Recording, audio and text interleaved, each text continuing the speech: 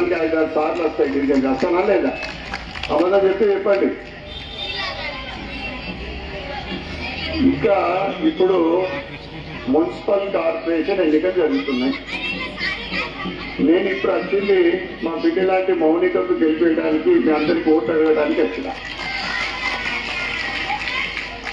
ఈ కాంగ్రెస్ వాళ్ళు వస్తున్నారు.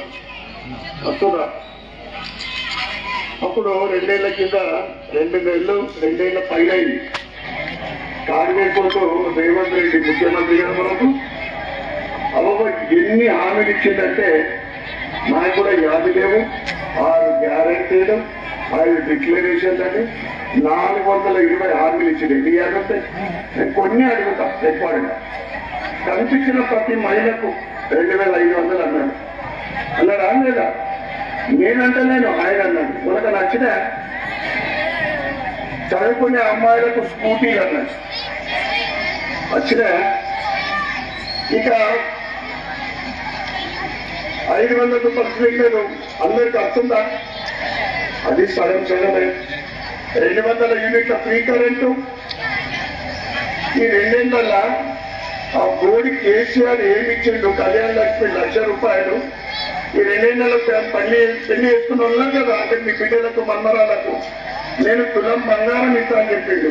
మరి కళ్యాణ లక్ష్మి తోటి తులం బంగారం ఉన్నారు ఒక తులము అంటే ఇష్టం వచ్చిన మాటలతో హామీలు ఇచ్చి ఇక్కడ యువకులు ఉన్నారు.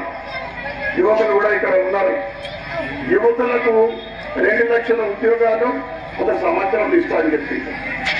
దానికి అత్తాపత్తా లేదు. పోనీ 2 లక్షల్లో ఉద్యోగాలు లేకుండా ప్రతి నిరుద్యోగికి 4,000 రూపాయలు ఇస్తాను. ఎవరు ఉంటే నిరుద్యోగులకు ఎవరైనా నచ్చిందంటే చెప్పండి, లేకుంటే చేయలేకుండా రాలే అని చెప్పండి. గది సంగతి. ఇక విద్యా భరోసా కాలేజీ చదువుతున్న 5 లక్షలు ఇస్తాను. ఇక ఏమైనా రైతులు ఉంటే రైతులకైతే ఇష్టం వచ్చిన హామీలు ఇచ్చింది. ఏది నెరవేర్చింది? ముఖ్యంగా ఇక్కడ చాలా మంది నా దళిత సోదరులు ఉన్నారు. ఇక ఏమన్నాడు కేసీఆర్? దళిత బంధు 10 లక్షలు ఇచ్చిండు. నేను అంబేద్కర్ హస్తం కింద 12 లక్షలు ఇస్తాను. ఎవరైనా దళిత సోదరుడు ఉంటే ఎవరికైనా 12 లక్షలు వచ్చారా అని నేను అడుగుతా ఉన్నా. ఇక ఈరోజు చదువుకు మనకు గరీబులకు 10వ తరగతులకు ఏం కావాలా? విద్య, వైద్యం. ఇవాళ మన ప్రభుత్వ పాఠశాలలో చదివించుకునే పరిస్థితి ఉందా? ఉన్నానమ్మా. అయితే వీళ్ళట ఇంటిగ్రేటెడ్ ఇంటర్నేషనల్ లెవెల్ స్కూల్ కడతారట. నాకు సంపద పైసలు లేవు, చిరికే పైసలు లేవు. దాంట్లో దొంగ లెక్క చూస్తున్నారంటే ఒక దిక్కు. మరి అసలు ముంగడికి రాగానే ఇష్టం వచ్చిన హామీలు. ఇక చదువుకు ఈ చదువు పక్కన పెట్టు. ఫీ రీంబర్స్మెంట్ ఇస్తుంది అంతకుముందు చదువుకునే కాలేజీ పిల్లలకు. ఇవాళ ఫీ రీంబర్స్మెంట్ ఇయ్యక కాలేజీలు బంద్ అవుతా ఉన్నాయి. యువకులు చదువుకు దూరం అవుతా ఉన్నాం.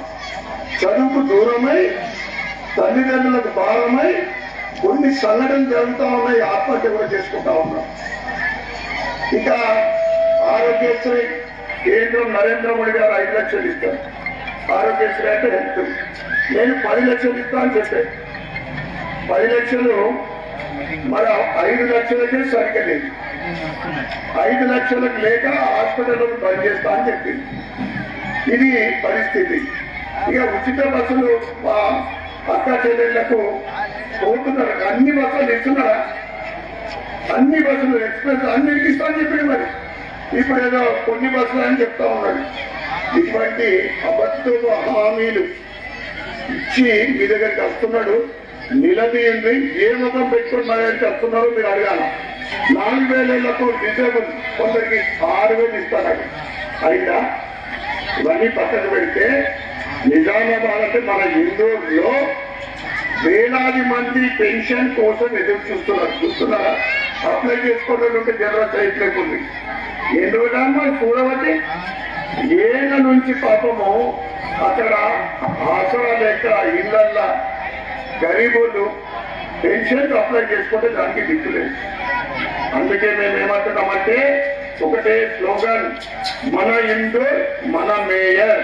అందరూ ఒకసారి మన ఇందూర్ మన ఇందూర్. ఎందుకు అంటున్నా అంటే అమ్మా, ఇందూర్ అనే ధైర్యం ఎవరికి లేదు, ఒక భారతీయ జనతా పార్టీకి తప్ప. మనం హిందూరు కొత్త పేరు కాదు, మనందరం హిందువులం. మన ముస్లిం సోదరులు కూడా మేము అన్నిటికీ కూడా మనం ఇష్టపడతాం, అట్లేం లేదు.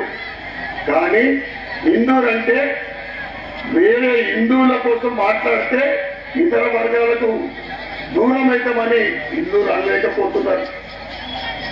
కాంగ్రెస్ అంటే సీద చెప్పేసి మొన్న 2-3 నెలల కింద హైదరాబాద్ ఎలక్షన్ లా కాంగ్రెస్ అంటే ముస్లిం. విన్నారమ్మా, మీరు యువకులకి ఇలా యంగ్స్టర్స్ బాగా ఉన్నారు, లేదా సోషల్ మీడియా ఫుల్గా మెయింటైన్ చేస్తారు కదా.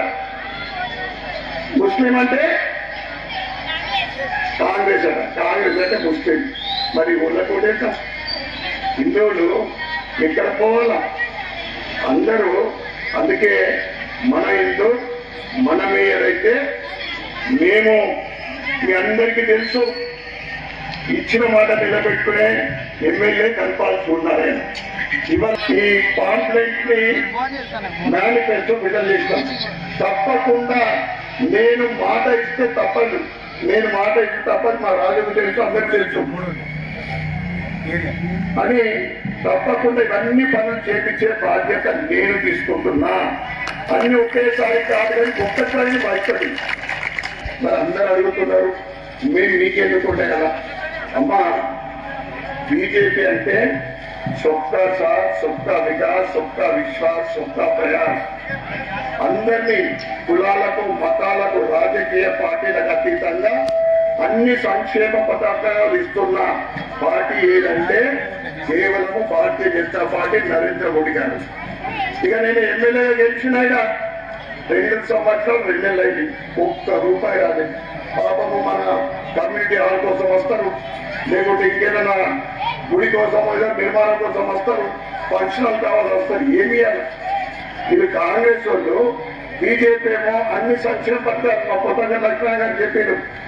5 కిలోల 6 కిలోల బియ్యంలో 5 కిలోలు నరేంద్ర మోడీ గారు ఇస్తా ఉన్నారు. నరేంద్ర మోడీ గారు ఇస్తున్నారు మనందరికి తెలుసు. ఆ తర్వాత మన ఇంట్లో ఈ బల్బు కూడా వెలుగుతున్నది, దాంట్లో 75% సబ్సిడీ ఇస్తుంది భారతీయ జనతా పార్టీ.